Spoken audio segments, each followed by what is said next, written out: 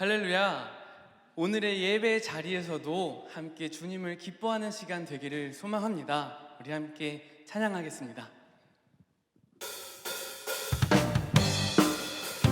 우리 영혼의 밝은 빛을 비춰주시는 주님을 찬양합시다. 영혼까지 깊이 기뻐하며 찬양하겠습니다. 내 영혼의 햇빛 비치니 주 영광 찬란해. 이 세상 어떤 빛보다 이 빛 더 빛나네. 내 영혼에 노래 있으니 주 찬양합니다. 주 귀를 기울이시사 다 듣고 계시네. 주의 영광 빛난 그 빛 내게 비춰 주소서. 그 밝은 얼굴 배울 때 나의 영혼 기쁘다. 주의 영광 빛난 그 빛 내게 비춰 주소서. 그 밝은 얼굴 배울 때 나의 영혼 기쁘다. 내 영혼의 봄날 되어서 주 함께 하실 때 그 평화 내게 깃들고 주 은혜 꽃 피네. 내 영혼에 희락이 있고 큰 소망 넘치네. 주 예수 복을 주시고 또 내려주시네. 주의 영광 빛난 그 빛 내게 비춰 주소서. 그 밝은 얼굴 배울 때 나의 영혼 주의 영광 빛난 그 빛 내게 비춰 주소서. 그 밝은 얼굴 배울 때 나의 우리 한 번 더 고백합시다. 주의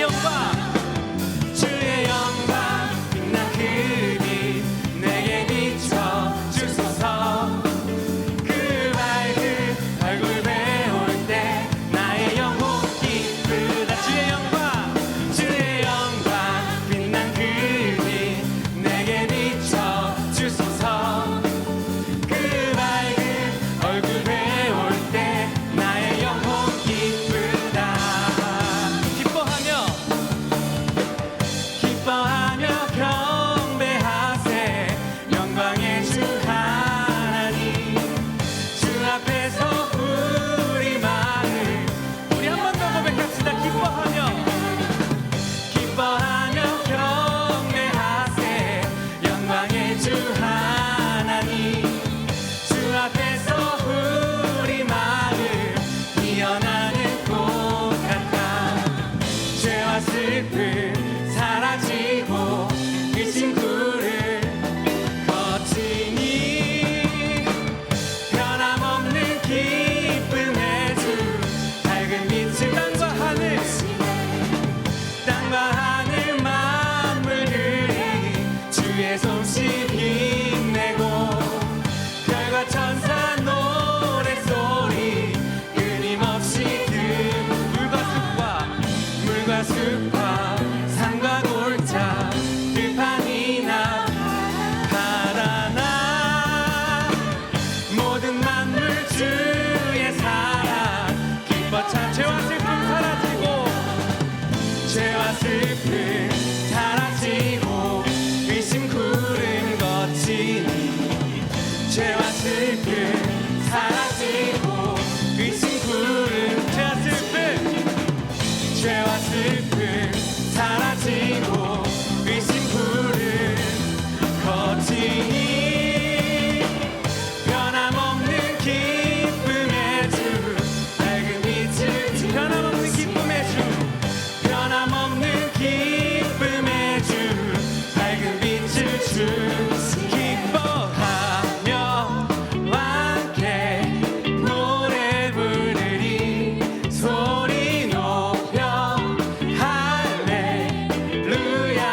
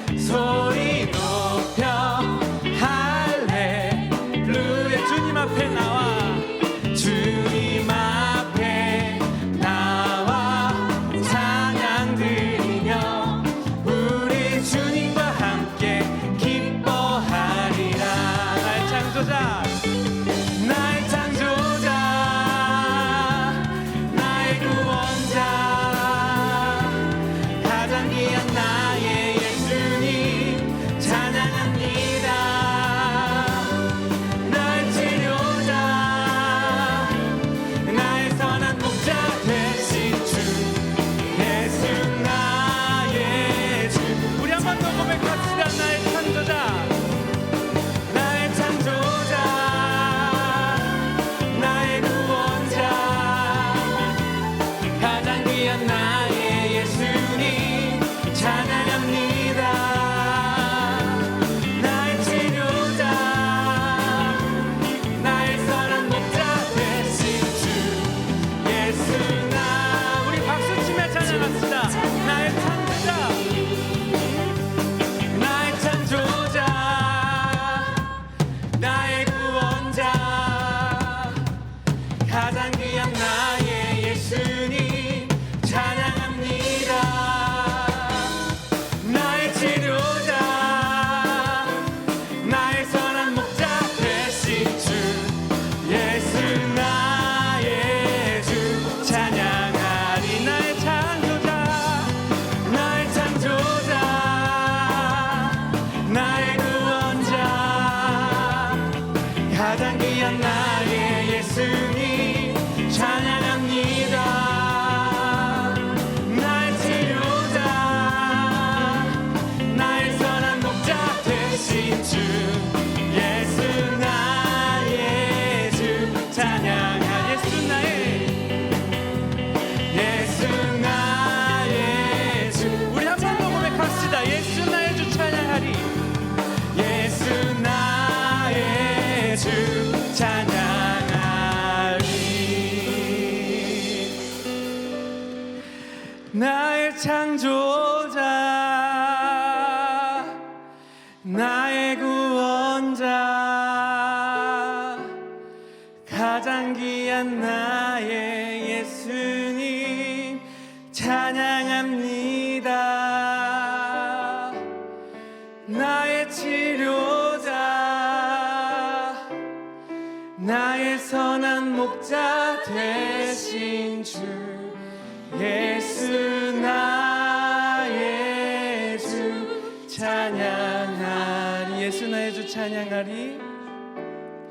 예수 나의 주 찬양하리.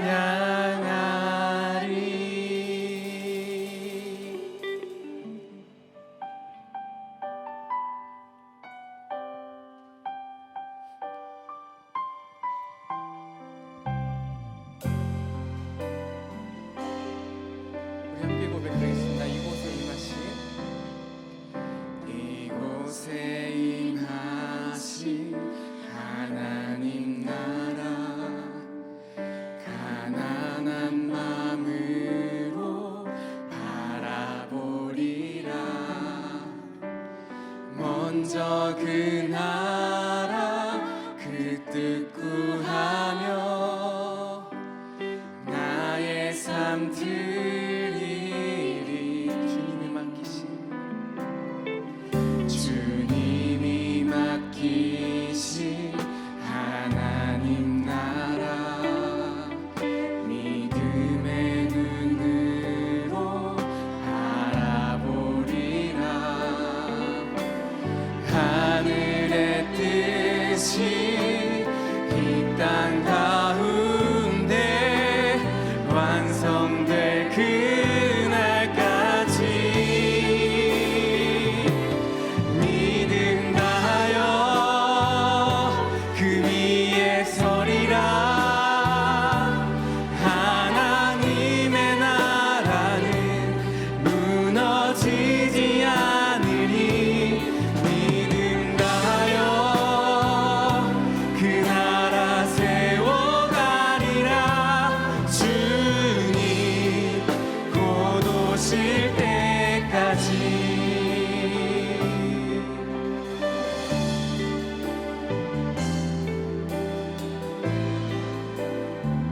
우리 시간 마음을 다해 한 번 더 고백합시다. 이곳에 임하신 하나님 나라 가난한 마음으로 바라보리라. 먼저 그 나라 그 뜻 구하며 나의 삶 드리리. 주님이 맡기신 하나님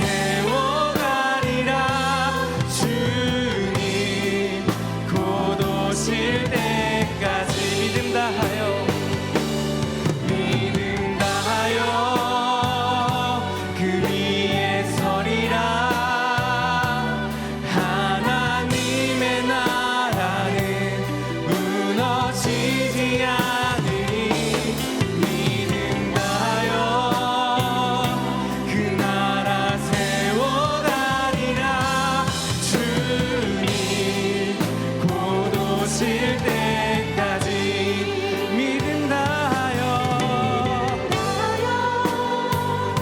그 위에 서리라. 하나님의 나라는 무너지지 않으리. 믿음 다하여 그 나라 세워가리라. 주님 곧 오실 때까지 믿음 다하여 그 나라 서리라. 하나님의 나라는 무너지지 않으리. 믿음 다하여 그 나라 세워가리라. 주님 곧 오실 때까지. 이 시간 교회의 공동기도 제목으로 함께 기도하겠습니다. 첫째, A국에서 사역하시는 최광혜 조혜원 선교사님, 한방의료 사역을 통해 질병으로 고통받는 이웃들이 회복되고 복음을 받아들이는 역사가 일어나도록. 둘째, 어버이 주일을 맞아 주님을 사랑하듯 부모를 공경하는 가정들 되게 하시고 참된 행복과 기쁨이 넘치는 가정들로 세워지도록. 셋째, 코로나19 종식 선언을 통해 감염병으로 인해 위축된 사회 재반이 온전히 회복되도록. 담임 목사님의 영육간의 강건함과 가정과 사역을 위해 오늘 강의하시는 김명현 교수님을 위해 다 함께 기도하겠습니다. 살아서 역사하시는 아버지 하나님, 우리가 이 시간 함께 기도하며 나아갑니다. A국에서 사역하시는 최강의 조혜원 선교사님을 지켜주시고 한방의료 사역을 통해 현지인들을 사랑으로 돌보며 육신과 영혼의 질병을 치유하는 사역을 감당하게 하여 주옵소서. 성도들의 모든 가정을 주님께서 지켜주시고 자녀에게는 부모를 공경하는 마음을, 부모에게는 자녀를 존중하는 마음이 회복되게 하사 주님 주시는 행복과 기쁨이 넘치게 하여 주옵소서. 코로나19 종식 선언을 통해 사회 재반에 회복이 일어나게 하여 주시고 생업에 지친 많은 이들을 위로하시는 하나님의 회복의 은혜가 가득하게 하옵소서. 담임 목사님을 영육간에 강건하게 하셔서 동안교회를 섬기실 때 하나님의 말씀으로 점점 어두워져가는 세상에 말씀의 빛을 비추는 선한 청지기 되게 하여 주시고 김명현 교수님의 강의를 통하여서 창조에 대한 바른 인식을 새롭게 하는 시간이 될 수 있도록 역사하여 주옵소서.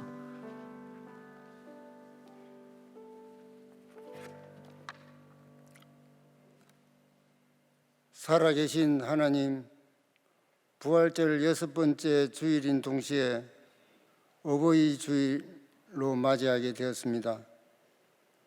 모든 말과 행동이 부활의 증인이 되길 소원합니다.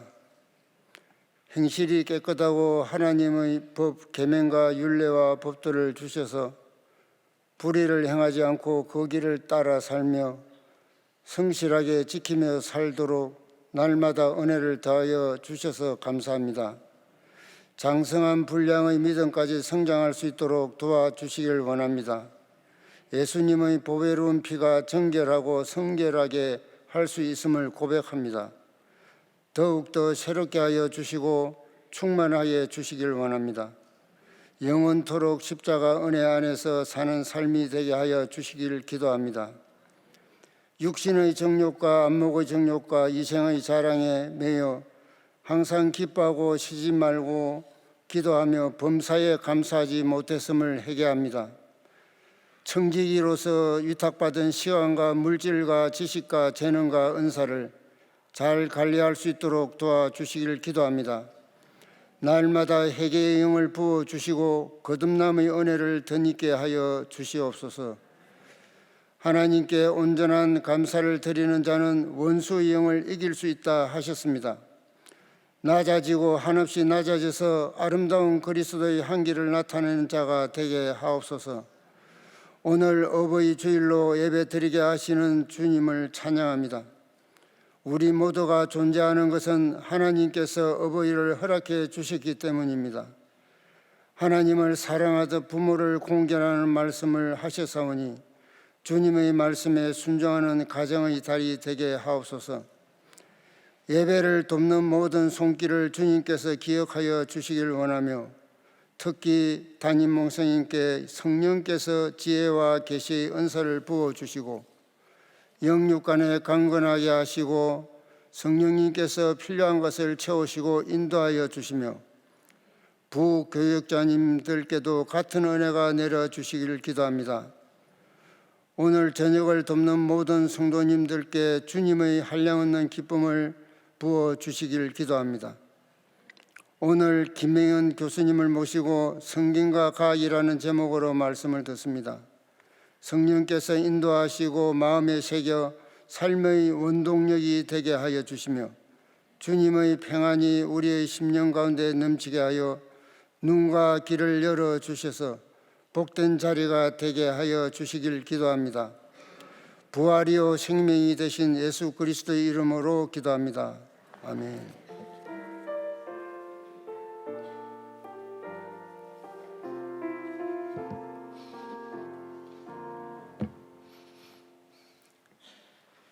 오늘 우리에게 주시는 하나님의 말씀은 요한복음 2장 7절에서 11절입니다.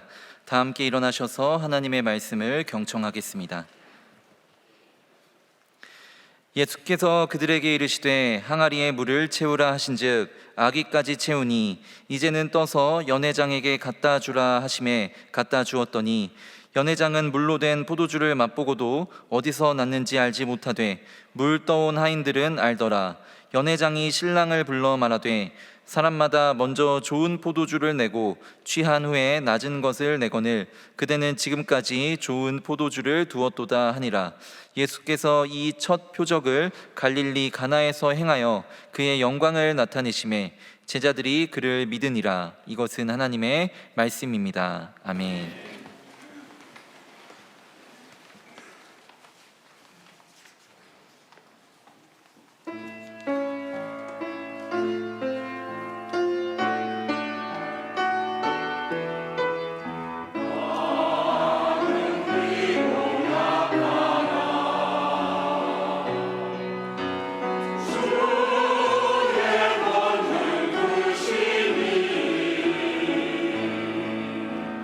오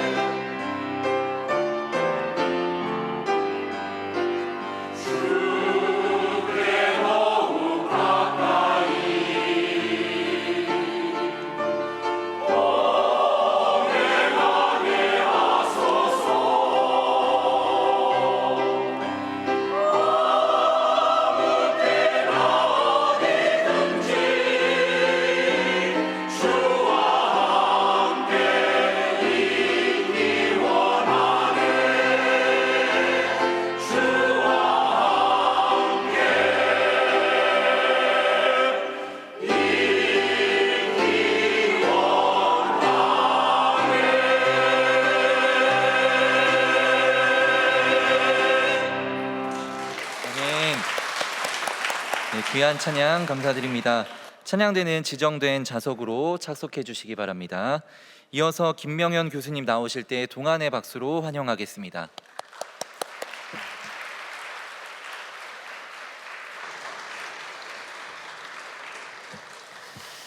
한 달간 평안하셨습니까? 예, 옆에 계신 분들과 한 번 더 인사를 나누시겠습니다. 반갑습니다. 잘 오셨습니다. 앞뒤에 계신 분들과도 인사를 나누시겠습니다. 여러분, 오늘이 5월 14일인데요. 그 어버이 주일로 지키셨죠? 예, 그런데 또 오늘이 성경에 비추어 볼 때 아주 의미 있는 날 중에 하나인데요. 혹시 오늘이 무슨 의미가 있는 날인지 짐작하시겠습니까? 5월 14일. 예, 별로 떠오르는 게 없으신가요? 구약에 또 신약에 그 하나님께서 예언하신 역사적인 사건이 이루어진 날이거든요. 힌트입니다.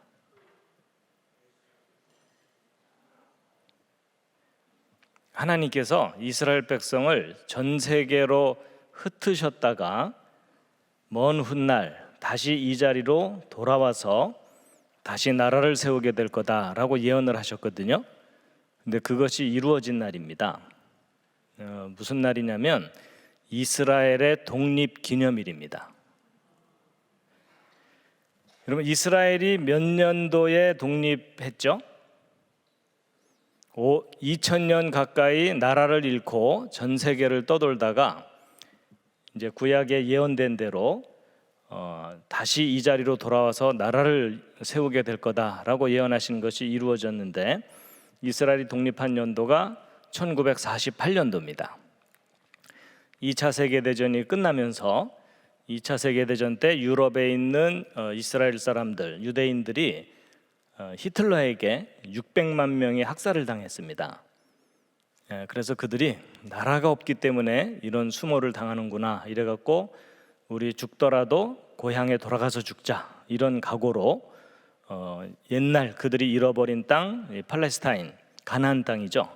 오늘날의 이스라엘 땅, 글로 이제 하나 둘씩 모여들어 가지고 결국은 그들이 거기에 나라를 세우는데 그게 1948년입니다. 이스라엘이 언제 멸망했을까요? 예수님의 십자가 사건이 AD 30년이거든요. 그리고 그로부터 정확하게 40년이 지난 후에 AD 70년에 로마의 티투스 장군이 예루살렘을 함락시키고 유대인들을 그 후에 전 세계로 흩어버립니다. 그래서 다시는 나라를 세우지 못하도록 전 세계로 흩어졌습니다. 여러분, 그 나라가 망하고 백성들이 그 자리에 남아있지도 못하고 전 세계로 흩어졌거든요. 그러면 100년 이내에 독립운동을 빨리 해가지고 나라를 세우지 못하면 시간이 지나갈수록 다시 나라를 세우는 일은 불가능합니다. 동의하시나요? 여러분, 만약에 우리나라도요, 일제시대, 일제강점기가 100년 이상 지속됐으면 여러분과 저는 사요나라 이러면서 살았을지도 몰라요. 일본말 하면서 일본에게 완전히 합병이 돼가지고 우리 나라의 민족의 정체성을 잃어버리고 다 일본 사람이 됐을 가능성이 높습니다. 그래서 이스라엘 백성이 나라를 잃고 전 세계를 떠돌면서 100년도 아니고 1000년도 아니고 1878년이 지났습니다. 근데 놀랍게도 기적처럼이 아니라 기적입니다. 1948년에 전 세계에 흩어져 있던 이스라엘 사람들이 다시 원래 자리로 돌아와서 나라를 다시 세운 겁니다. 있을 수 없는 일이거든요. 그런데 놀랍게도 그 일이 하나님께서 예언하신 일입니다. 내가 이 백성을 전 세계로 흩을 것이다. 그리고 이방인의 때가 끝나면 이 자리로 돌아오게 할 거다. 근데 그런 일이 일어나는 걸 보거든 마지막이 가까운 줄 알아라, 이런 예언의 말씀을 하셨는데, 그 기적이 일어난 날이 바로 5월 14일입니다. 그리고 이제 1967년 6월 7일에는 그들이 꿈에도 그리던 예루살렘을 유대 군대가 다시 회복해서 예루살렘을 되찾은 날입니다. 그래서 이제 오늘이 그런 의미가 있는 날이라는 걸 잠깐 좀 소개를 해드렸고요. 이제 원래 주제로 돌아와서 이제 성경과 과학에 대해서 오늘 강의를 해드리도록 하겠습니다. 제가 잠깐 기도드리고 시작하겠습니다. 천지 만물을 창조하신 하느님, 저희들에게 성경을 주셔서 감사드립니다. 하나님의 말씀은 진리입니다. 그 진리의 말씀을 저희들이 잘 깨달아 알게 하여 주시옵소서. 예수님의 이름으로 기도드렸습니다. 아멘. 제가 화면을 보면서 설명을 드리도록 하겠습니다. 자, 일단 기지개 한번 쫙 해주겠습니다. 오늘 하루 많이 피곤하실 텐데요.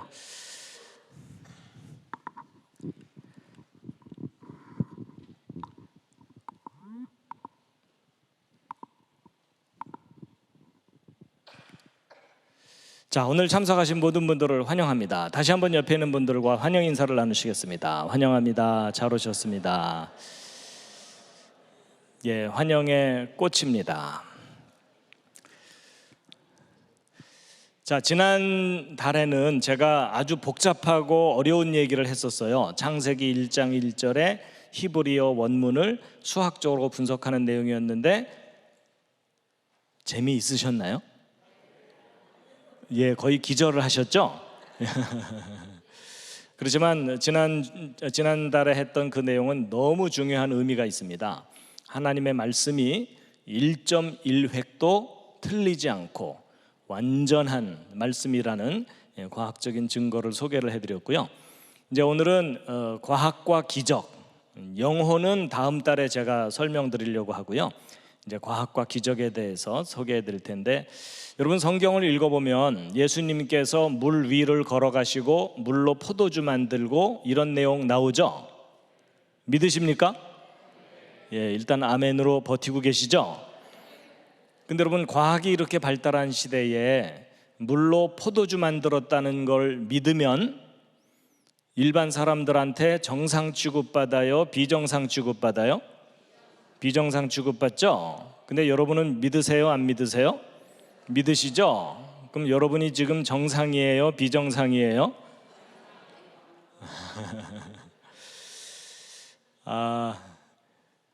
여러분, 정상인 사람이 성경에 기록된 기적들을 믿을 수 있도록 제가 도와드립니다. 그래서 이제 오늘은 이제 성경에 나오는 기적을 과학적으로 어떻게 이해를 하고 믿을 수 있는가 하는 내용을 소개해 드릴 텐데요. 그래서 이제 앞부분에서는 제가 과학이 무엇인지를 좀 설명을 해 드릴 거고요. 그래서 이제 과학적 지식을 바탕으로 성경에 나오는 기적이 황당한 이야기가 아니고 과학자들조차도 믿어야 할 이유가 있는, 의미가 있는 내용이다라는 걸 소개해 드리려고 합니다. 자, 여러분 그 텔레비전 프로그램 중에 토론하는 프로그램이 가끔 있어요. 예를 들어 어떤 주제를 놓고 아주 유명한 과학자와 아주 유명한 성직자, 예를 들면 목사님이 어떤 주제를 놓고 토론을 하면 일반 시청자들이 누구의 말을 더 믿을까요? 과학자요? 그렇게 대답하시면 목사님들께서 섭섭해하지 않으실까요? 여러분, 놀랍게도 일반 대중들은요, 과학자들의 말을 더 믿으려고 해요. 근데 왜 그럴까요? 이유가 있을 텐데요.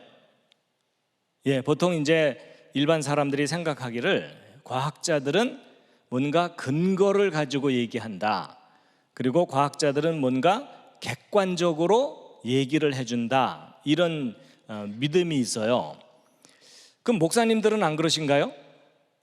일반 사람들은 생각하기를 목사님들은 하나님이 계신 것과 성경이 진리인 것을 너무나 분명하게 믿기 때문에 어떤 토론을 하다 보면은 결론이 항상 하나님이 계시고 성경이 진리다, 이렇게 이제 결론이 나기 때문에 일반 사람들이 생각할 때는 목사님들은 뭔가 편견을 갖고 있다, 이런 생각을 할 수가 있는데 반드시 그렇다는 얘기는 아니에요.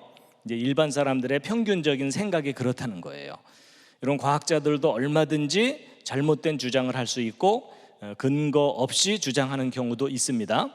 그렇지만 이제 보편적으로 그렇다는 겁니다. 그렇기 때문에 여러분이 과학에 대해서 잘 모르면 과학자들이 하는 말을 무조건 뒤따라갈 수밖에 없거든요.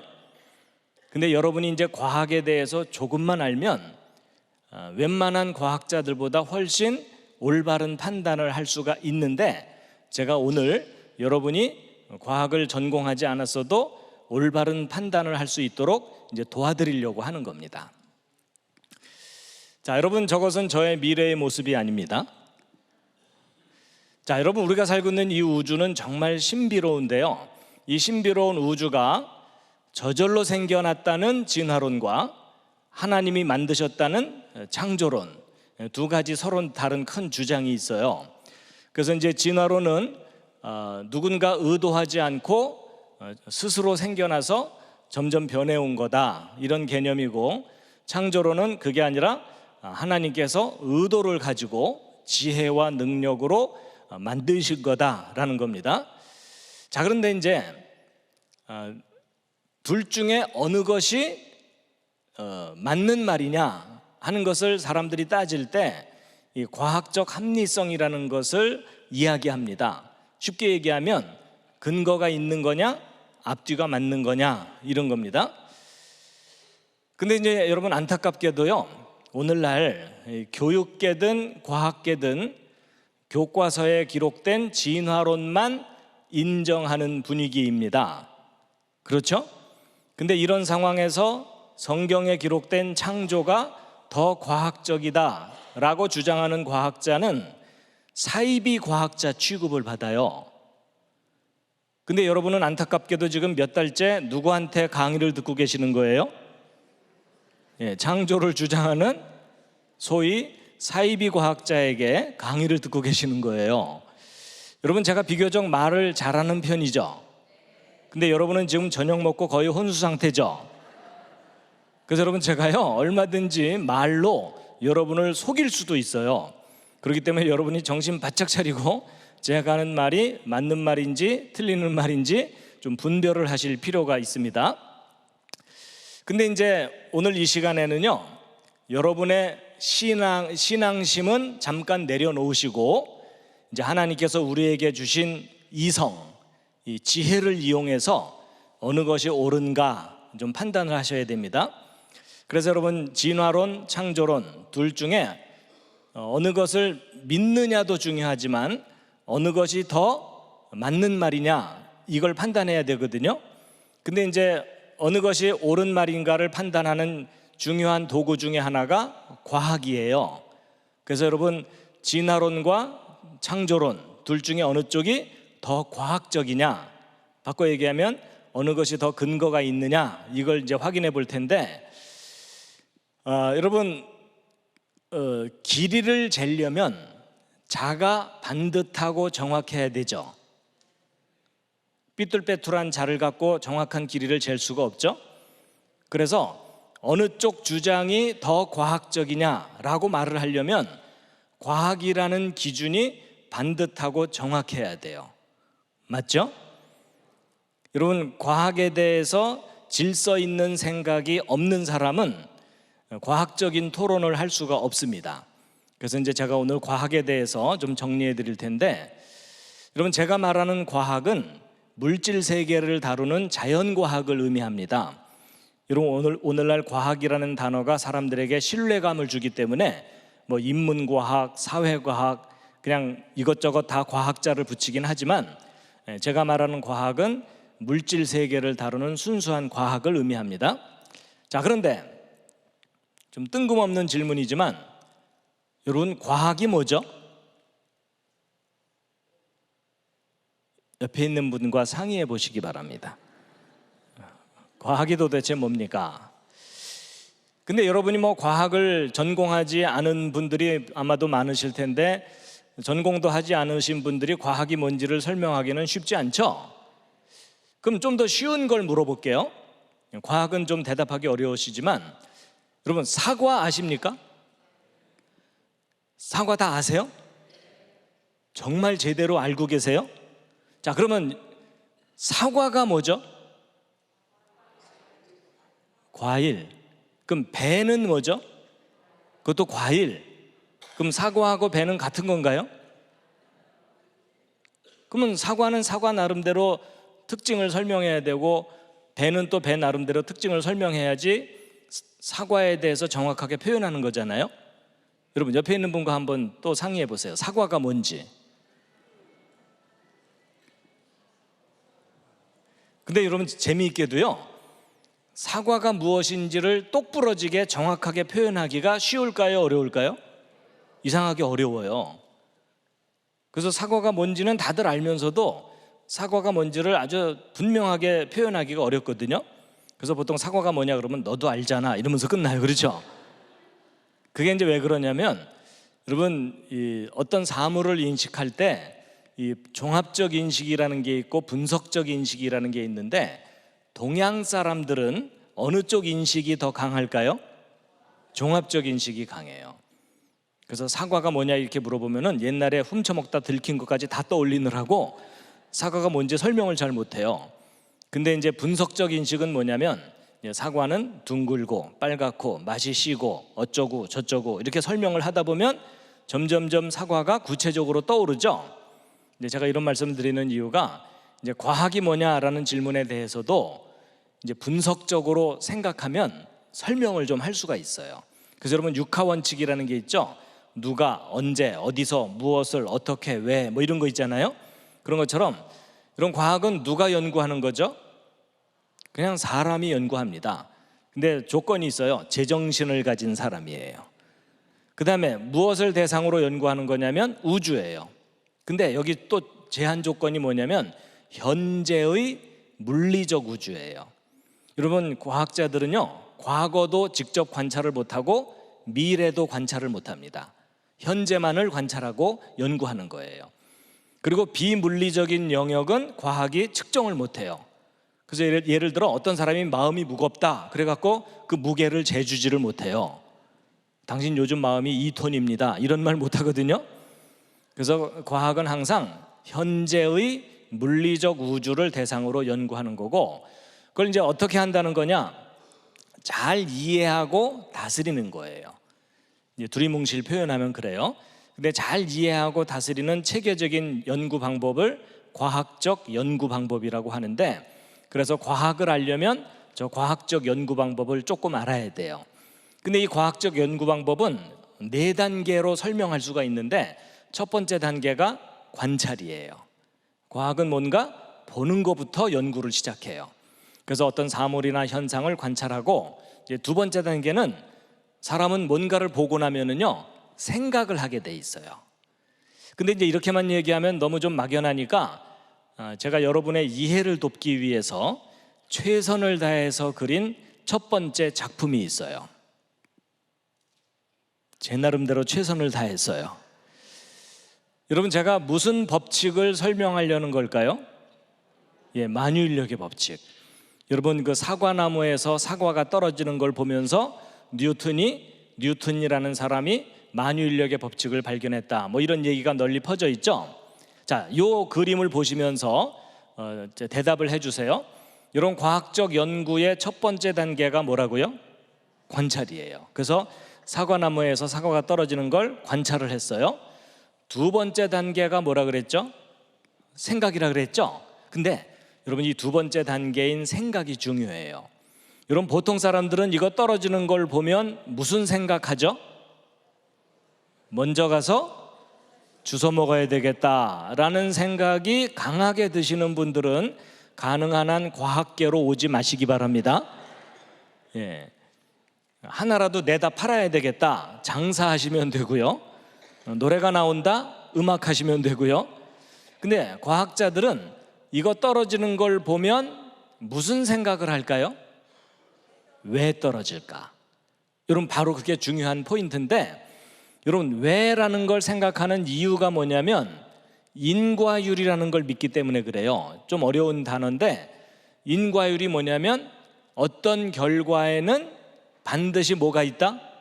원인이 있다. 여러분, 제가 지금 강의 시작하자마자 주무시는 분은 원인이 있어요. 그렇죠? 이제 오늘 하루 종일 너무 피곤했거나 저녁을 너무 많이 먹었거나 아니면 글자만 나오면 기절을 하거나, 그래서 어떤 결과에는 반드시 원인이 있기 때문에 그 원인과 결과를 명확하게 밝혀내는 것, 이게 과학이 하는 일이에요. 그래서 과학적이다라는 말은 원인과 결과가 분명하다, 이런 뜻이에요. 이해가 되시죠? 예, 여러분, 옆에 있는 사람이 화를 내면 뭔가 원인이 있죠? 바로 그런 거예요. 그래서 원인과 결과를 분명하게 밝혀내는 것, 이게 과학이 하는 일이라서 과학이라는 말을 대신할 수 있는 가장 강력한 단어가 인과율입니다.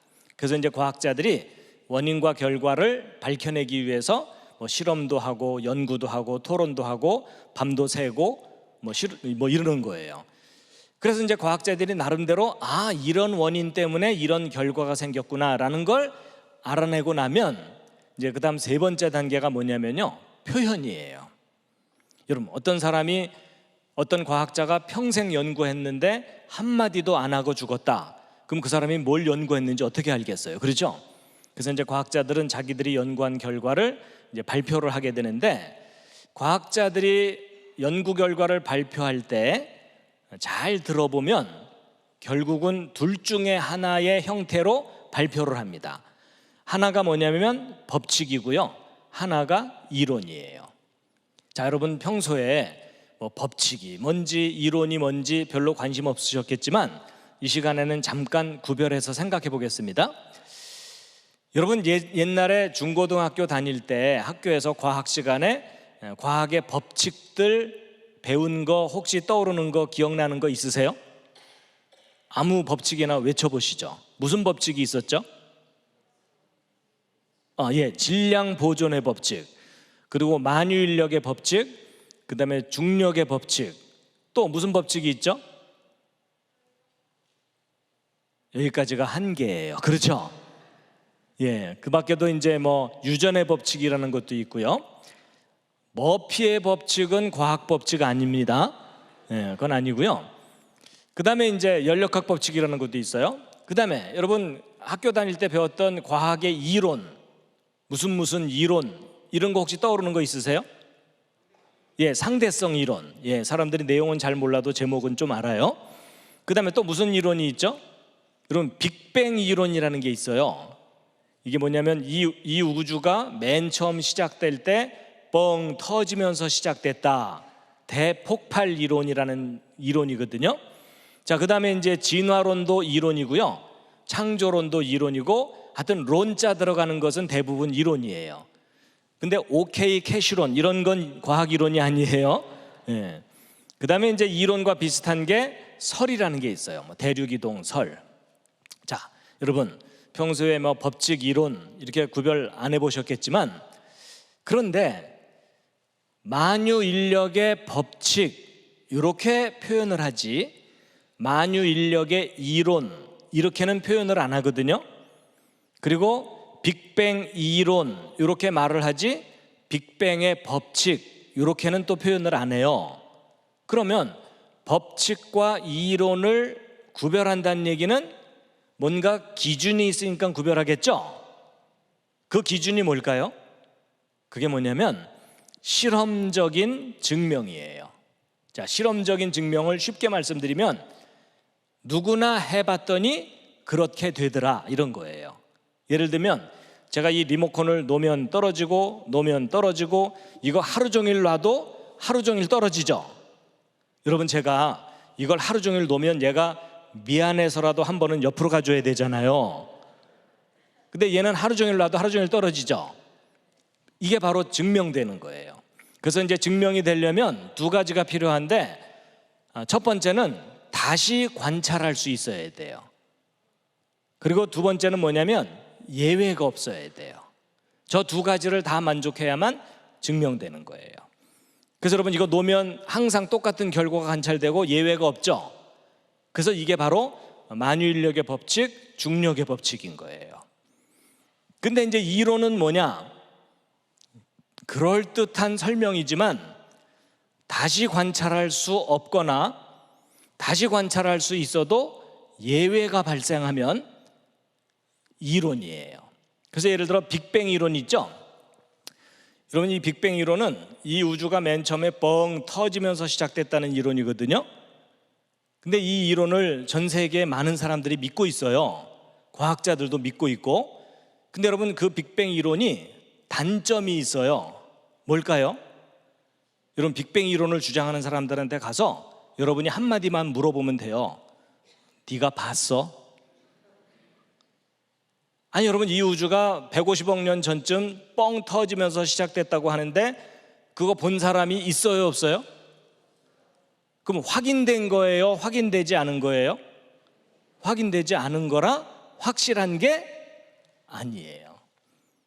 그래서 이론은 그럴듯하지만 확인되지 않은 그런 것을 이론이라고 해요. 그럼 여러분 법칙과 이론 둘 중에 어느 쪽이 확실한 거예요? 법칙이에요. 이론은 확실하지 않은 거예요. 그렇지만 그럴듯한 설명이에요. 그래서 여러분 이 빅뱅 이론은요 지금도 이론이지만 앞으로 과학이 아무리 발달하고 수많은 사람들이 그걸 믿어도 영원히 이론이에요. 그래서 여러분 법칙과 이론의 차이는 문장 끄트머리 표현이 달라요. 법칙은 확실하기 때문에 문장 끄트머리가 무엇이다. 여러분 이거 놓으면 떨어진다예요. 예외가 없죠? 근데 이론은 뭐냐? 무엇이다라고 확실하게 표현할 수가 없어요. 그럼 이론은 그 문장 끄트머리를 어떻게 표현해야 될까요? 무엇일 것이다예요. 그럼 이 우주가 맨 처음에 뻥 터졌다일까요? 터졌을 것이다일까요? 터졌을 것이다라고 표현하는 것이 올바른 표현이에요. 그래가지고 이 법칙과 이론의 차이는요 법칙이 더 확실한 거고 이론은 아직 확실하지 않은 거예요. 그래서 이 둘의 차이를 비유를 들자면 올림픽에서 금메달과 은메달의 차이라고 보시면 되는데 이 법칙이 금메달이고 이론이 은메달이에요. 예를 들어 A라는 나라와 B라는 나라가 메달 경쟁을 한다고 생각해 보세요. A라는 나라 부자 나라예요. 선수단 수백 명을 전세 비행기에 태워서 호화판으로 보냈는데 똘똘한 놈이 한 놈도 없는 바람에 금메달은 하나도 못 따고 은메달만 100개를 땄어요. B라는 나라 가난한 나라예요. 맨발의 청춘 하나 딸랑 화물선 태워서 보냈는데 그 청춘이 마지막 날 마라톤에서 죽으라고 뛰어갖고 1등을 했어요. 그래서 금메달 딱 하나만 따고 은메달 없어요. 근데 이 두 나라가 메달 경쟁을 하면 어느 나라가 순위가 앞서죠? B예요. 이게 무슨 말이냐면 은메달이 아무리 많아도 금메달 하나만 못하다 이런 거죠. 여러분 바로 그 원칙이 과학에서 이 법칙과 이론의 차이예요. 여러분 어떤 이론이 아무리 멋있고 그럴듯하고 수많은 사람이 그걸 믿어도 기존에 확인된 법칙에 어긋나면 그 이론은 과감하게 버려야 돼요. 아니면 처음부터 다시 검토해 보든지. 그래서 확인된 법칙에 근거해서 이론을 평가해야 되지 이론에 근거해서 법칙이 틀렸다 어쩌다 이러면 안 되는 거예요. 이해되시죠? 좀 더 쉽게 설명드리면 여러분 돼지가 꼬리를 흔들어야 되지 꼬리가 돼지를 흔들면 안 되잖아요. 이해가 잘 되시죠? 그래서 확실한 걸 근거로 확실하지 않은 걸 평가해야 되지 확실하지 않은 걸 근거로 확실한 게 틀렸다 어쩌다 그러면 안 되는 거예요. 여러분 이 이론과 법칙의 차이는 아무리 강조해도 지나치질 않아요. 그래서 여러분이 저 법칙과 이론의 차이만 정확하게 구별할 수 있어도 웬만한 어리버리한 과학자들보다 100배는 나요. 놀랍게도 과학자들조차도요 저거 두 개 구별하는 것이 정확하게 훈련이 안 돼서 헷갈려 가지고 사람들을 잘못 인도하는 경우가 많거든요. 그래서 저거 구별하는 일은 너무 중요합니다. 근데 여러분, 사실은요, 제가 지금 과학 얘기를 하는 것 같지만 알고 보면 이 지금까지 설명드린 내용이요, 성경 이야기예요. 여러분, 저 법칙과 이론을 구별 못하는 바람에 여러분과 제가 심히 고생하고 있어요. 그게 무슨 소리냐면 에덴 동산 이야기예요. 여러분, 에덴 동산에서 하나님께서 선악을 알게 하는 나무의 열매를 먹지 말아라. 먹으면 어떻게 된다고요? 정령 죽으리라. 반드시 죽는다. 예외가 있어요, 없어요? 없어요. 그리고 모든 사람은 다 죽었죠. 그러니까 여러분, 항상 똑같은 결과가 관찰되고 예외가 없으면 증명되는 거죠. 그럼 증명된 것은 법칙이에요, 이론이에요? 법칙이에요. 그래서 하나님은 선악과 따먹지 말라는 것을, 반드시 죽는다는 것을 법칙으로 얘기하셨어요. 근데 하와가 헷갈려 가지고 그걸 어떻게 바꿨어요? 죽을까 하노라. 그게 뭐예요? 안 죽을 수도 있을 것이다. 그러니까 하나님은 법칙으로 말씀하셨는데 하와가 그 법칙을 깨닫지 못하고 이론으로 바꾸는 바람에 안 죽을 수도 있을 것 같고 오히려 지혜로워질 것 같으니까 따먹었어요? 안 따먹었어요? 따먹었어요. 근데 하나님의 말씀은 법칙이었기 때문에 반드시 죽는 거죠. 그래서 하와 할머니 돌아가셨어요? 안 돌아가셨어요? 돌아가셨어요. 여러분, 이게요, 놀랍게도 하나님의 말씀은 법칙으로 얘기했는데 사람이 함부로 이론으로 바꾸는 바람에 비극이 생긴 거예요. 그래서 여러분, 법칙과 이론을 잘못 구별하는 바람에 아담 이후의 모든 사람이 다 죽게 된 거예요. 그래서 하나님이 한번 법칙으로 말씀하신 것은 영원히 법칙이거든요. 그래서 그거 구별을 해야 되는 겁니다. 그리고 이제 또 하나가 뭐냐면, 여러분, 하나님의 말씀인 성경은 법칙처럼 발표가 된 거예요. 그래서 성경에 그 모든 말씀이 써 있잖아요. 근데 사람들이 실수하는 게 뭐냐면 성경의 어떤 구절이, 어떤 하나님의 말씀이 잘 이해가 안 가니까 요 구절은 요런 뜻일 것이다 하고서 해석을 했거든요. 근데 여러분, 하나님 말씀은 법칙이고 해석은 이론이죠. 그럼 우리는 항상 어느 쪽을 버릴 각오를 해야 되냐면 해석을 버릴 각오를 해야 되거든요. 근데 이제 심지어 신학자들과 성경학자들도 실수하는 게 뭐냐면 하나님의 말씀 어느 구절을 나름대로 해석을 했는데 그 해석이 너무 마음에 들어갔고 그 해석의 입장에서 성경 다른 구절을 평가를 했더니 틀려 보이는 거예요. 그래서 성경 말씀이 틀렸다 어쩌다 이러면서 비판을 하거든요. 심지어 성경 말씀을 버리기까지 해요. 그 아주 큰 실수하는 거예요. 여러분, 우리는 항상 해석을 버릴 각오를 해야 되지 본문 말씀을 버리면 안 되거든요. 근데 신학자들이나 성경학자들이 그런 실수를 하는 겁니다. 좀 더 쉽게 비유를 해드리면, 여러분, 아이를 목욕시키고 났으면 목욕물을 버려야지 애를 버리면 안 되잖아요. 이해가 확 되시죠? 그래서 여러분, 하나님의 말씀은 과거나 지금이나 미래나 절대 변하지 않아요. 절대적인 법칙 같은 거예요. 그래서 그걸 버리면 안 되는데 많은 사람들이 실수로 이 하나님의 말씀을 틀렸다고 생각하면서 버리는 경우가 너무 많은데 주의하셔야 됩니다.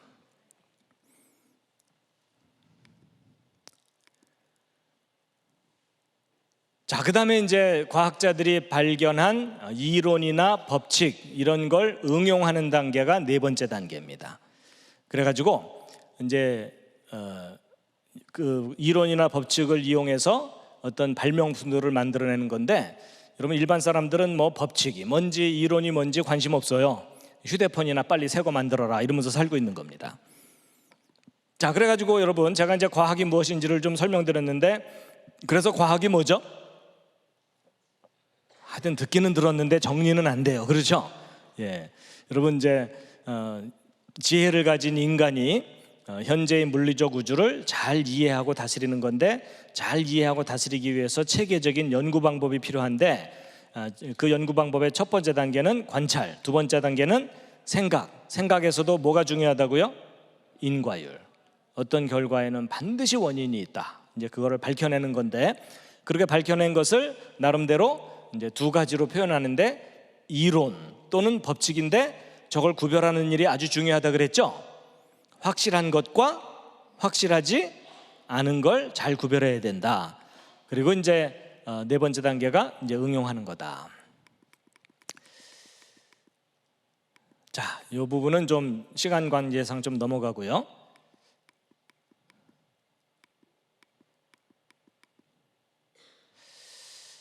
자, 지금 너무 열심히 들으시는 것 같아요. 잠시 기지개 한번 살짝 또 켜시겠습니다.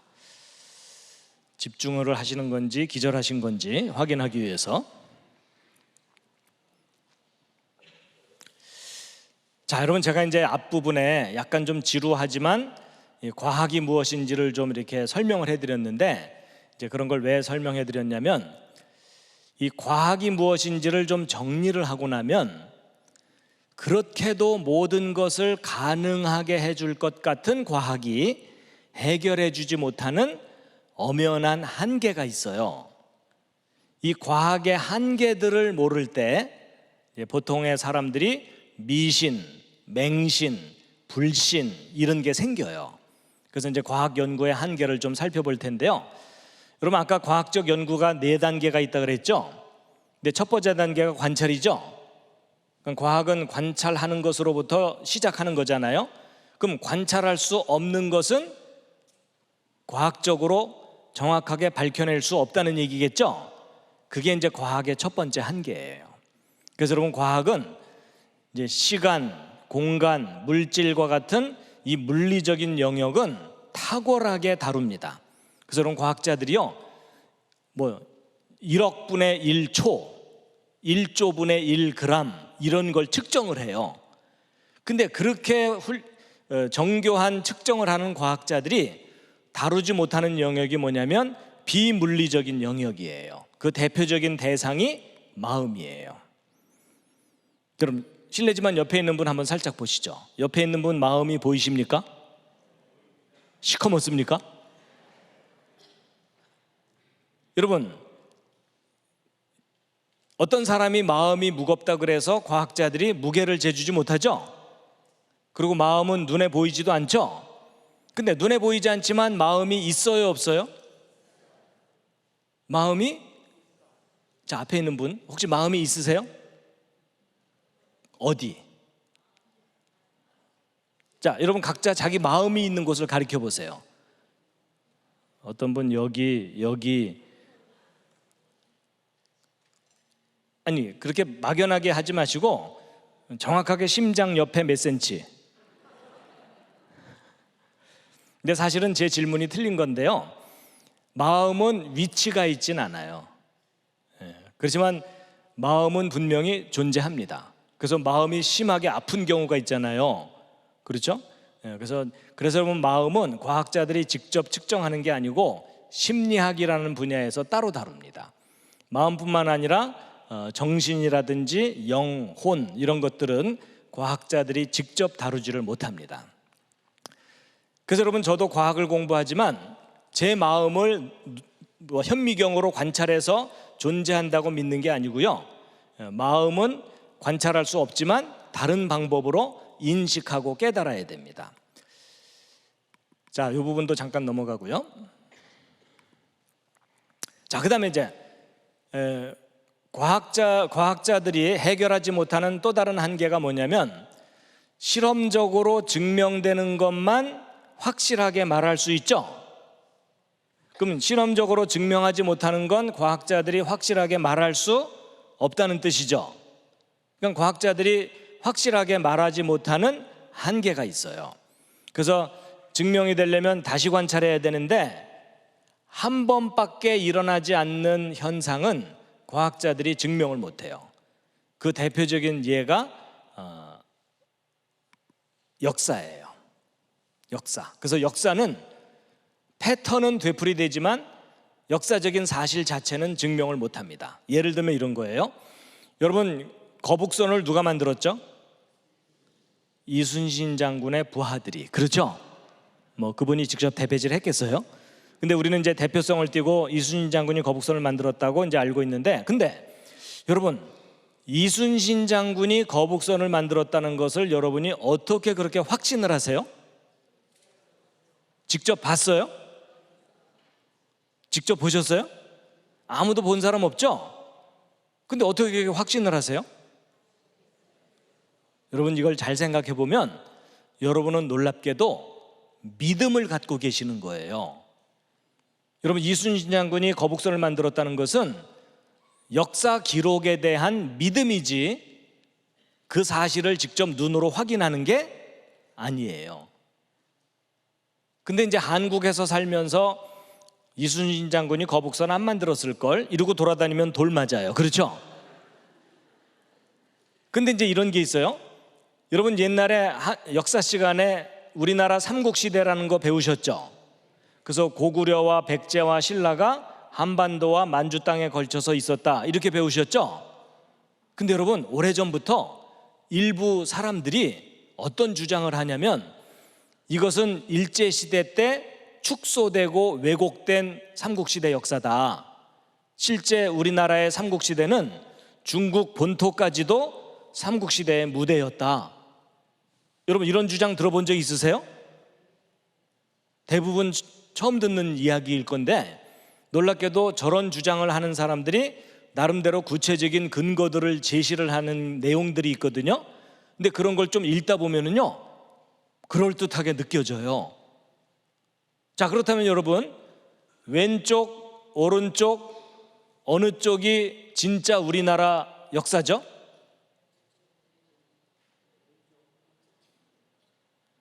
제 말 듣고 났더니 약간 헷갈리시죠? 여러분의 그동안 배운 지식으로는 왼쪽이고 여러분의 심정으로는 오른쪽이에요. 그렇죠? 그럼 어느 쪽이 진짜 우리나라 역사예요? 여러분, 놀랍게도요, 왼쪽이든 오른쪽이든 자기가 나름대로 들은 지식과 나름대로 수집한 지식을 가지고 믿고 있는 거예요. 맞죠? 결국 역사라는 것은 믿음의 대상이지 증명을 못해요. 이미 지나간 과거이기 때문에. 그래서 여러분, 놀랍게도 기독교인들만 믿음을 갖고 사는 게 아니고요, 전 세계 모든 사람은 나름대로 믿음을 갖고 살고 있어요. 그 믿음의 대상 중에 하나가 역사입니다. 그런데 어떤 한 번밖에 일어나지 않는 사건이 연속적으로 쭉 이어지는 게 역사고, 한 번밖에 일어나지 않는 사건이 그때 딱 한 번만 일어나는 경우, 이제 그런 것을 기적이라고 해요. 그래가지고 여러분, 성경에 예수님께서 무리를 걸어가시고 물로 포도주 만들고 그리고 떡 5개와 물고기 2마리로 5,000명을 배부르게 먹이고 이런 내용 성경에 나오죠. 자, 여기서 질문. 여러분, 그런 예수님의 기적들이 과학적이에요? 비과학적이에요? 일반 사람들은 과학적이라고 생각해요? 비과학적이라고 생각해요? 비과학적이고, 그 다음에 합리적이에요? 비합리적이에요? 비합리적이라고 생각하시죠? 그리고 논리적으로 설명할 수 있어요, 없어요? 설명할 수 없다고 생각하시죠? 저도 그랬었어요. 근데 제가요, 어느 날 차분하게 잘 생각해 봤더니 예수님이 행하신 그 기적들이 놀랍게도 과학적인 기적일 수가 있더라고요. 여러분, 과학적인 기적이라는 말 못 들어보셨죠? 제가요, 그 과학적인 기적을 이해시켜 드리기 위해서 최선을 다해서 그린 2번째 작품이 있어요. 벌써 비웃으시는 표정들이신데 이번에는 좀 괜찮아요. 여러분 좀 세련됐죠? 자, 여러분 이 그림의 제목은 개미와 바퀴벌레와 메뚜기예요. 자, 여러분 여기 나름대로 제가 개미와 바퀴벌레와 메뚜기를 그렸는데, 여러분 그 수학에서 차원이라는 게 있거든요. 1차원, 2차원, 3차원이라는 게 있는데, 여러분 직선은 몇 차원이죠? 1차원이에요. 그 다음에 평면은 몇 차원이에요? 2차원. 왜냐면 축이 2개가 필요하니까. 그 다음에 공간은 몇 차원이죠? 3차원이죠? 요것만 아시면 충분히 이해하실 수 있어요. 자, 여러분 이 개미와 바퀴벌레와 메뚜기를 각각 1차원, 2차원, 3차원에 살고 있다고 가정을 하자고요. 무슨 말이냐면 이 개미는 이 선을 따라서만 평생을 살고 이 선 바깥에 뭐가 있다는 걸 몰라요. 그러니까 1차원에서만 사는 거예요. 그 다음에 이 바퀴벌레는 공간을 모르고 방바닥만 돌아다니다 끝난다고 생각해 보세요. 그러면 이제 평면이니까 2차원이죠. 그 다음에 이 메뚜기는 펄쩍펄쩍 뛰면서 제멋대로 사니까 3차원이죠. 자, 이제 먼저 이 개미부터 보시겠습니다. 여러분 저 개미가 비록 선을 따라서 1차원에서만 살고 있지만 공부를 많이 한 인텔리 개미예요. 그래서 박사학위가 3개예요. 그런데 저 개미가요, 신의 존재를 믿질 않아요. 그러니까 무신론자입니다. 그래서 내 삶에 신은 없다 이러면서 교회 다니는 다른 개미들을 핍박하면서, 야, 니네를 신이 있다고 믿는데 보여줘봐, 믿게, 이러면서 이제 다른 개미들을 핍박하면서 나름대로 자부심을 갖고 당당하게 살고 있었어요.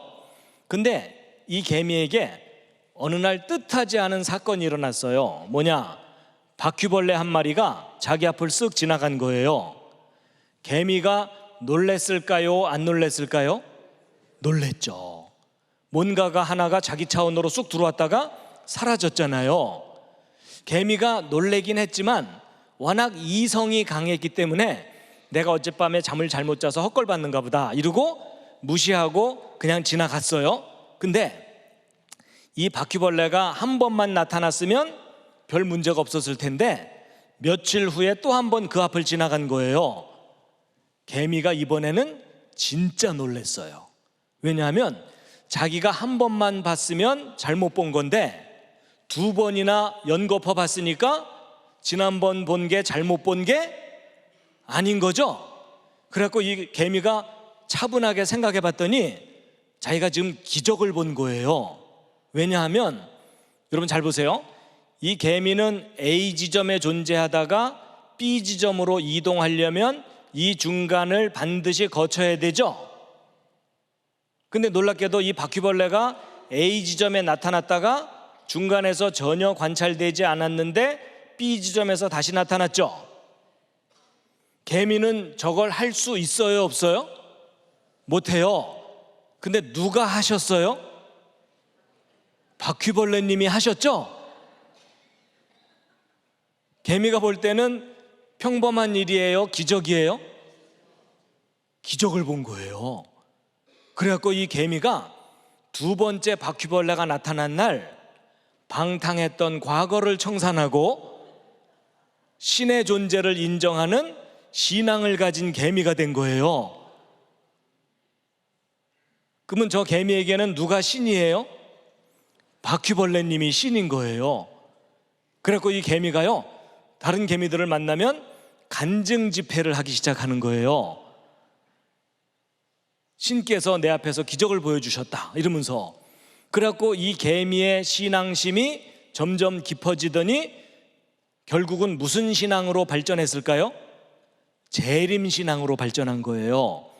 언젠간 다시 오실 거다 이러고 살고 있는 거예요.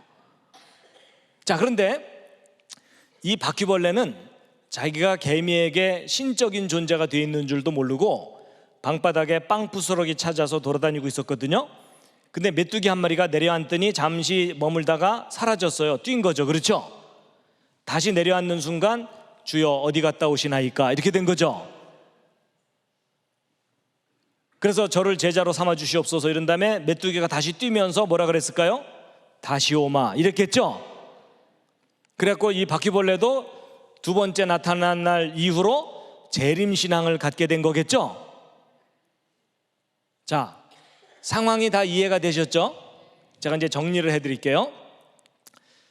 여러분이 메뚜기 입장에서 볼 때 이 개미가 바퀴벌레를 신으로 모시고 살고 있는 걸 보면 웃겨요, 안 웃겨요? 웃겨요. 근데 이 개미는 진지해요, 안 진지해요? 진지하다 못해 엄숙해요. 그렇죠? 그분의 이름을 함부로 부르지 말아라 이러면서. 여러분, 이 메뚜기가 볼 때 이 모든 현상은 지극히 자연스러운 현상이고 과학적인 현상이고 합리적인 현상이죠. 근데 이 개미가 볼 때의 이 모든 일들은 다 뭐예요? 기적이에요. 무슨 말이냐면 아래 차원의 존재가 위 차원을 보면 이게 다 기적인 거예요. 근데 위 차원의 존재가 밑에를 보면은 다 합리적이고 상식적이고 과학적인 거예요.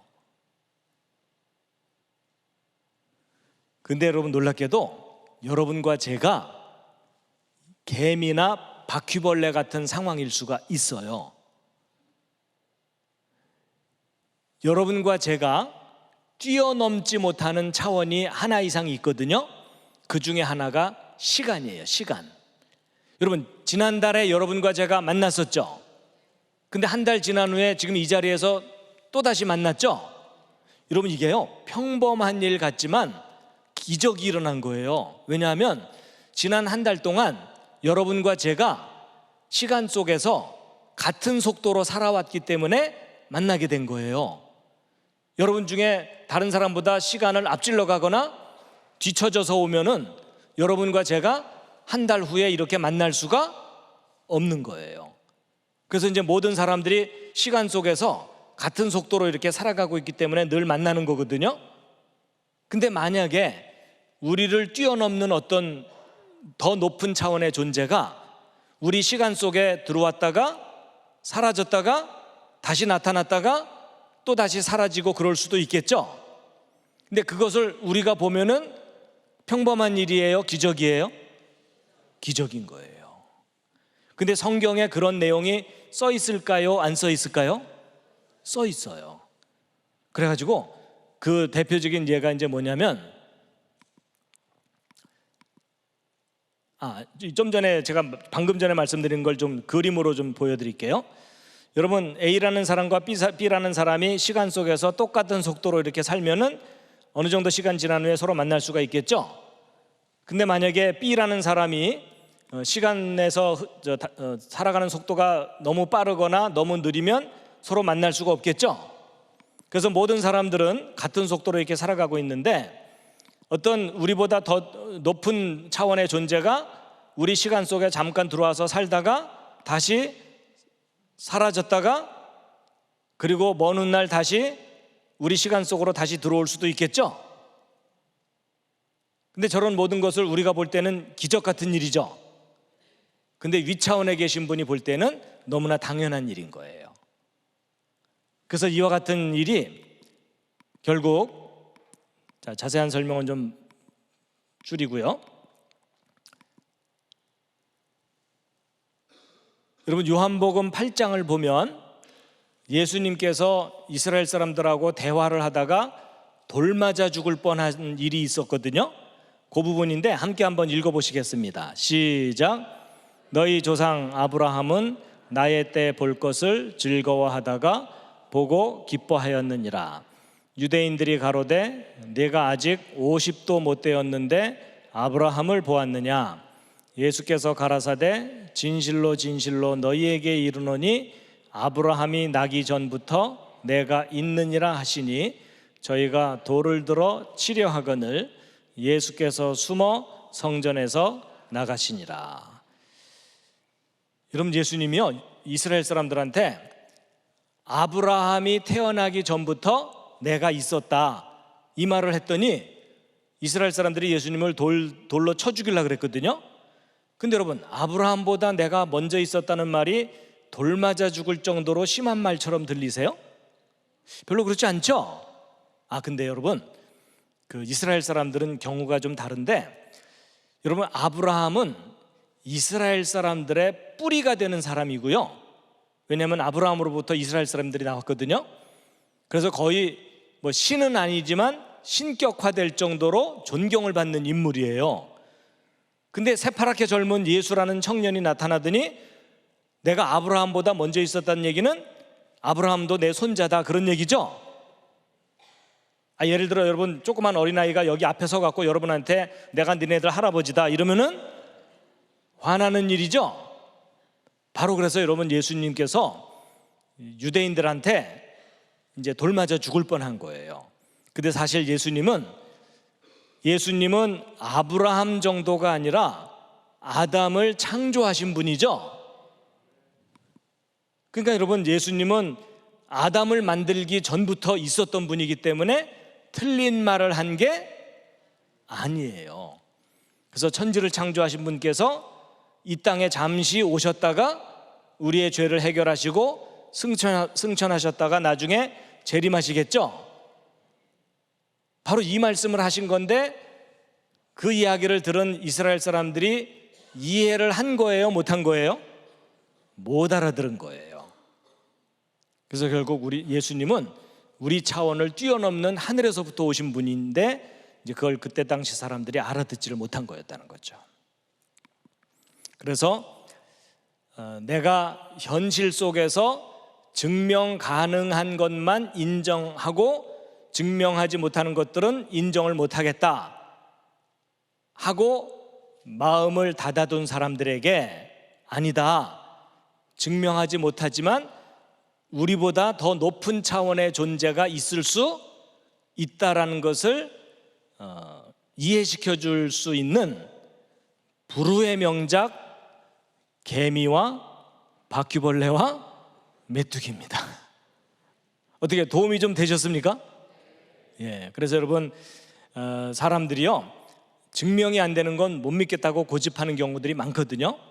근데 여러분, 증명할 수는 없어도 그런 일들이 가능할 수 있다는 것을 이제 설명해 줄 수 있는 예입니다. 그래서 저도 이제 과학을 공부했지만요, 모든 걸 증명해야만 믿지 않습니다.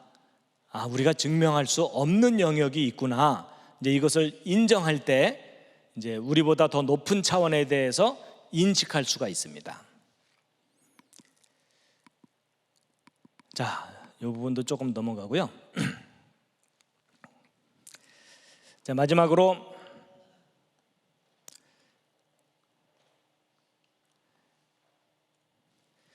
예수님의 기적에 대해서 간단하게 이제 말씀드리고 마칠 텐데요.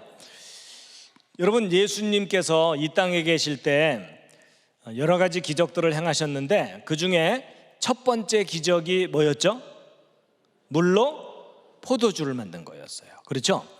그래가지고 여러분, 이게 이제 물로 포도주를 만든 사건을 기념해서 갈릴리 가나 지역에 세워진 기념교회라고 합니다.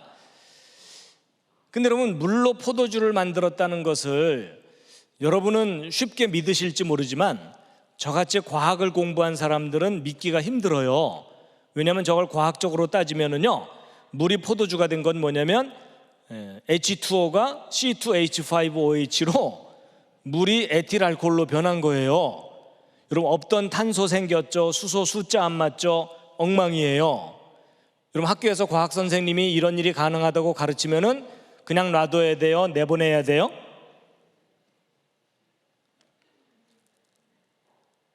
여러분, 과학적으로 볼 때 앞뒤가 안 맞는 비과학적인 현상이거든요. 근데 저런 걸 어떻게 믿냐는 거죠. 여러분, 저런 일이 벌어지려면요, 예수님이 핵융합기라는 특수한 장치를 갖고 다녀야 돼요. 뭐 그때 당시 기술로 가능하지도 않잖아요. 그렇죠? 자, 그 다음에 예수님의 또 다른 기적이 뭐가 있냐면, 다 잘 아시는 대로 빵 5개 하고 물고기 2마리로 몇 명을 배부르게 먹게 하셨다고요? 5,000명. 남은 건 몇 광주리? 12광주리. 여러분, 믿으십니까? 일단 아멘으로 버티고 계시죠? 근데 여러분, 저 기적을, 저게 이제 유명한 오병이어의 기적이잖아요. 여러분, 저 기적은 과학의 무슨 법칙에 어긋날까요? 그 유명한 질량 보존의 법칙에 어긋나요. 여러분, 빵 5개하고 물고기 2마리는 기껏해 요만큼이잖아요. 그렇죠? 근데 5,000명 먹이려면 여기 가득 음식이 있어야 되는 거 아시죠? 근데 요만한 물질이 어떻게 이렇게 엄청나게 커지냐는 거죠. 말이 안 되죠? 그래갖고 이제 어떤 분들은 저걸 억지로 믿으려고, 야, 저게 버스만한 떡 5개하고 고래 2마리였을 거다, 뭐 이렇게 또 억지로 우기는 분들이 계시는데, 이제 그렇게 설명하면 또 문제가 뭐예요? 그게 애 도시락이냐 이거죠. 그렇죠? 애가 고래 2마리 끌고 오면서 엄마가 싸줬어요 이러면 이것도 이상하잖아요. 예. 자, 그 다음에 이제 그날 밤 제자들이 배를 타고 호수를 건너갔고 사람들도 잔뜩 다 건너가는 바람에 남아있는 배도 없는데, 뒤늦게 남아있던 예수님이 풍랑이 있는 갈릴리 호수를 걸어서 오셨죠. 여러분, 예수님이 물 위를 걸으신 사건은 과학의 무슨 법칙에 어긋나냐면 부력의 법칙이라고 하는 건데, 물보다 무거우면 가라앉아야 되고 물보다 가벼우면 뜨는 거잖아요. 근데 예수님은 분명히 물보다 무거운데 물 위를 걸어오신 거예요. 부력 법칙에 어긋나요. 근데 과학에, 여러분, 제가 아까 이론과 법칙 구별해 드렸죠. 이론은 틀릴 수도 있지만 법칙은 틀리지 않는 확실한 거라 그랬잖아요. 근데 예수님이 과학의 이론을 어겼으면 그럴 수도 있다고 봐줄 수 있지만, 아무리 확인해도 똑같은 결과가 관찰되는 강력한 법칙을 계속 어기고 계시는 거거든요. 근데 저런 걸 어떻게 믿을 수 있냐는 거죠. 근데 어떤 분이 또 저걸 억지로 설명한다고 저게 왼발 빠지기 전에 오른발 뭐 이러면 된다나? 여러분, 놀랍게도 예수님이 행하신 기적들은요, 과학적으로 따지면 다 과학의 법칙에 어긋나요.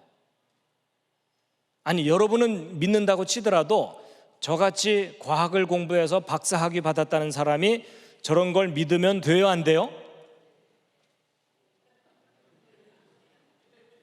그러니까 저런 걸 믿으니까 일반 사람들한테 사이비 과학자 취급을 받는 거예요. 아니, 제가 과학자의 양심을 버리지 않고 예수님의 기적을 믿을 수 있는 방법 좀 가르쳐 주세요. 그냥 눈 딱 감고 믿습니다 이럴까요? 그런데요, 제가요, 중고등학교 시절에는 저런 거 못 믿었거든요. 목사 아들로서 믿기는 믿어야 되는데 믿을 방법이 없는 거예요. 그래서 고민이 많았는데, 제가 이제 나중에 과학을 제대로 공부를 하고 났더니 예수님의 기적이 무슨 뜻인지를 알게 됐어요. 그래서 저는 이제 과학을 공부한 것을 하나님께 참 감사를 하는데, 여러분, 이런 거예요.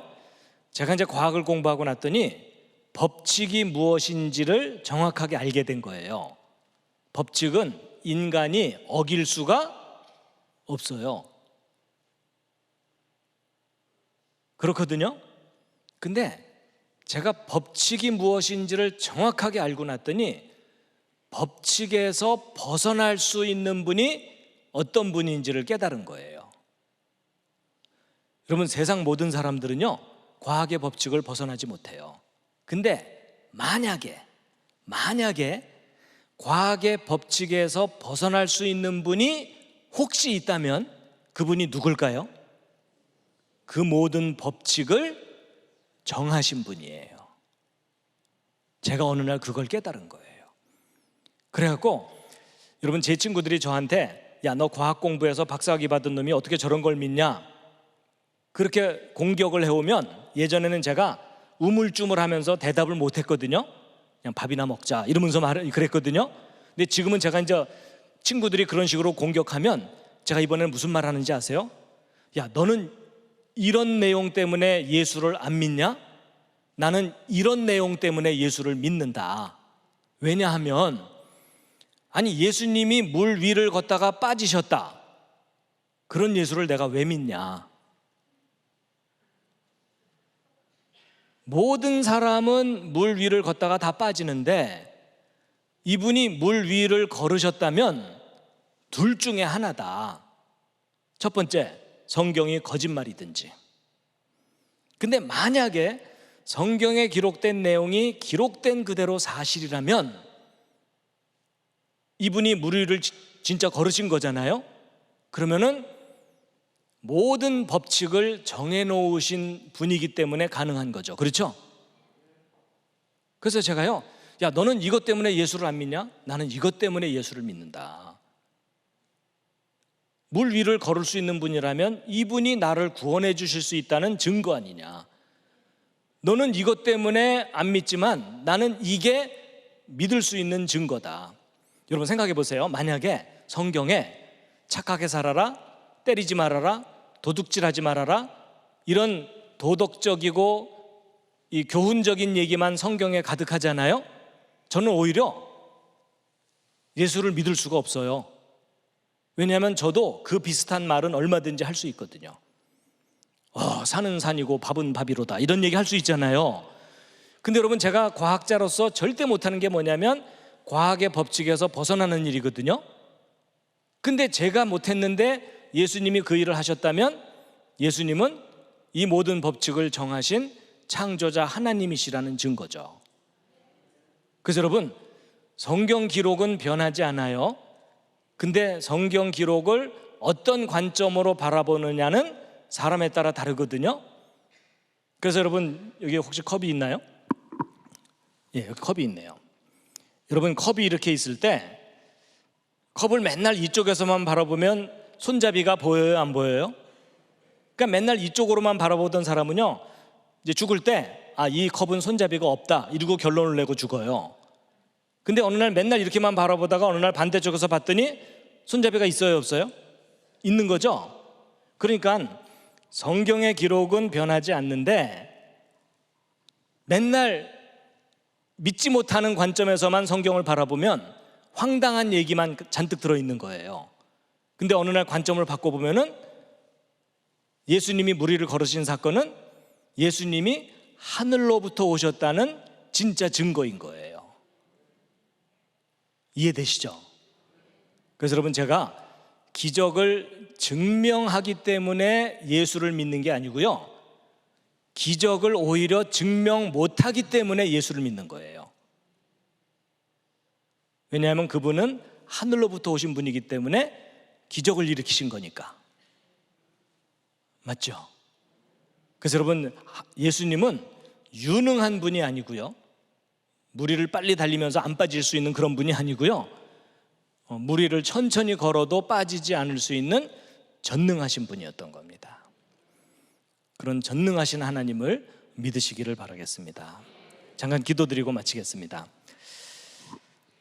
하나님, 저희들의 인간의 능력으로는 할 수 있는 일이 참으로 제한됩니다.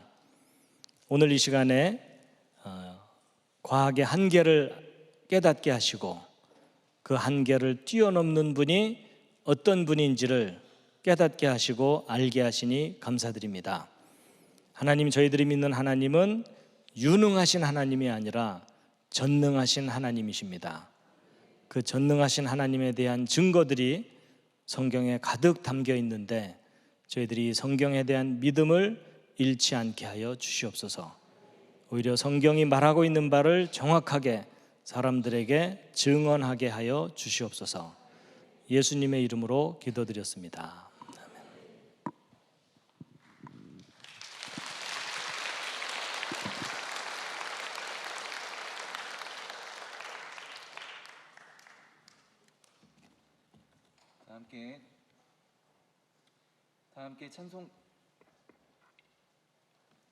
다 함께 찬송가 14장 찬양하시도록 하겠습니다.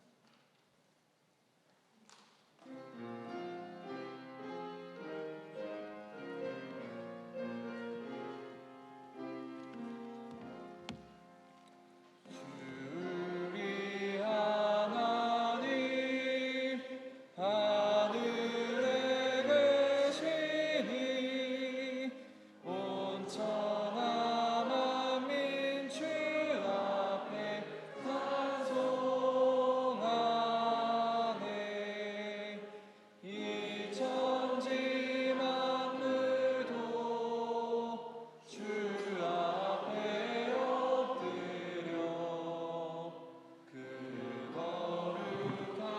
이름을 늘 높이네.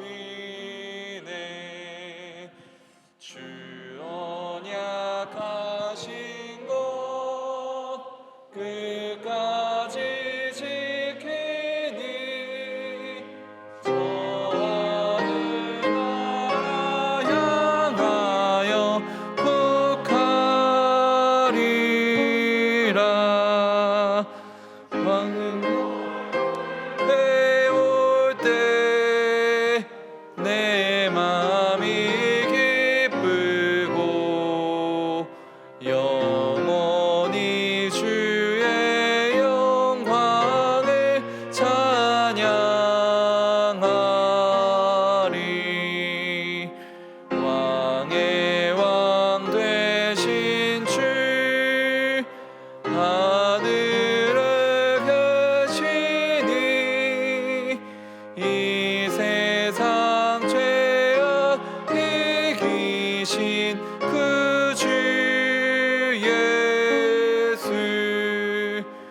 저 천군 천사들 주옹이하고서 우성도 함께 영원히 늘 섬기네.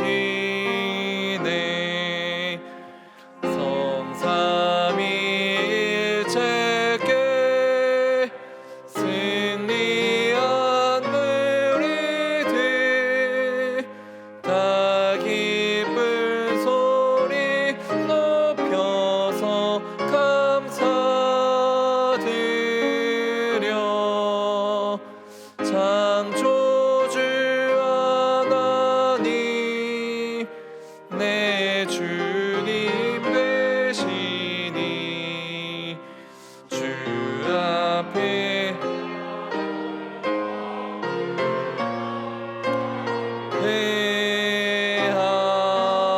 대하네. 아멘. 이제는 우리 주 예수 그리스도의 은혜와 하나님 아버지의 사랑과 성령의 교통하심이 오늘날 우리들의 삶에도 기적을 일으키시는 하나님을 의지하여 오직 주님만을 앙망하는 삶을 살아가길 다짐하는 동안의 모든 성도 위에, 이들의 가정과 믿음의 다음 세대 위에 이제부터 영원토록 함께 하시기를 간절히 축원하옵나이다. 아멘.